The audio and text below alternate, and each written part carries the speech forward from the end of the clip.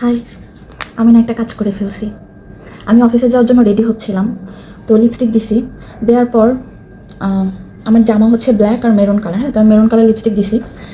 তো দেওয়ার পর আমার মনে হলো এই লিপস্টিকটা দিয়ে যদি আমি কাজলের মতো করে অ্যাপ্লাই করি তাহলে কেমন দেখা যাবে।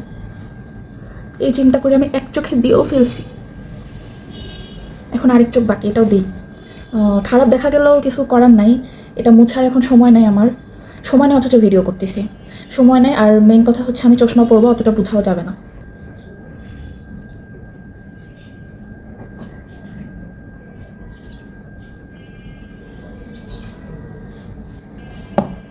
ভ্যাম্পায়ার ভ্যাম্পায়ার লাগতেছে।